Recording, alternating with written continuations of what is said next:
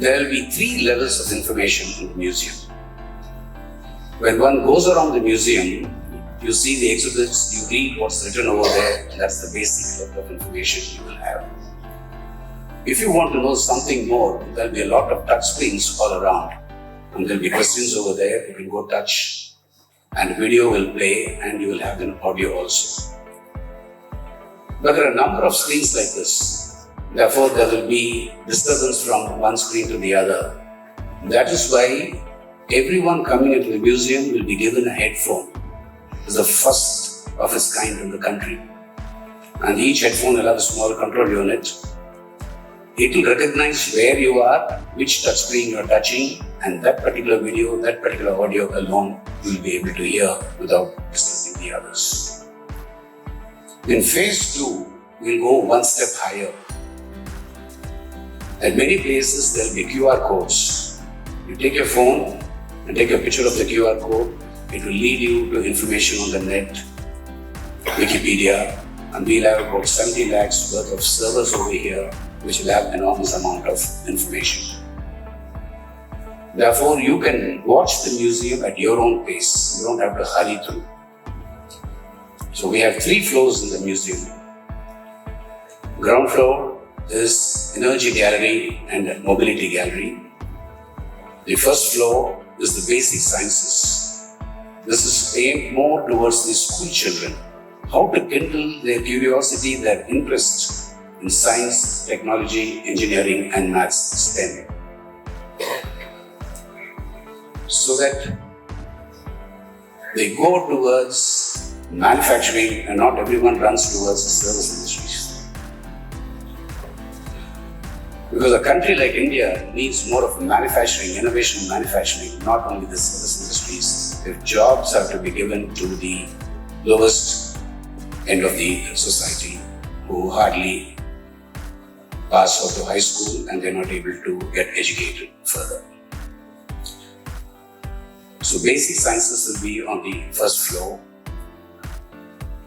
We initially wanted to have a planetarium, but the budget was too heavy. About 15 crores for a planetarium, so we dropped the idea. There is something called Science on the Sphere. In a dark room, there is a sphere hanging from the ceiling, which is about 2 meters in diameter. 4 cameras will project the image on that.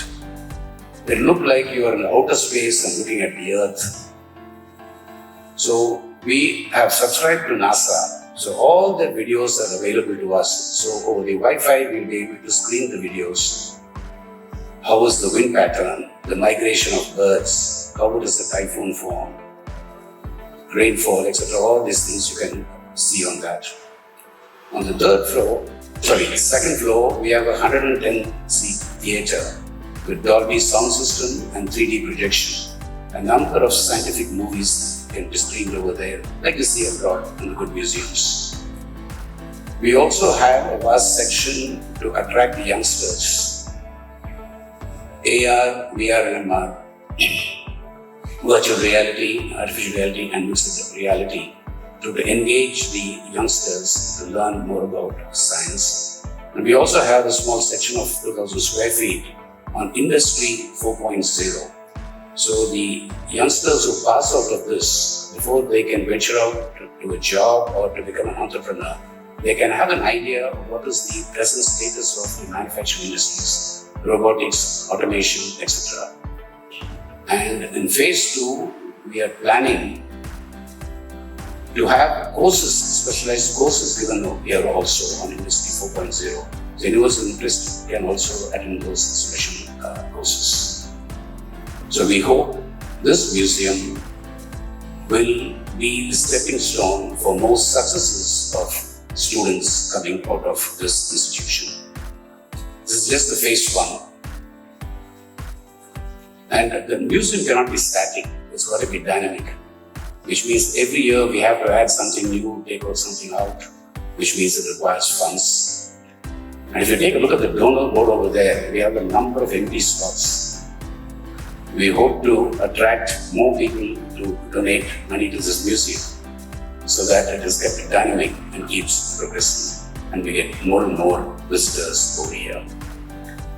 and request to some of the business people who are over here. You might not be alumni of this institution, but think of it as a service to Coimbatore, the students studying over here, and have a large heart and please donate.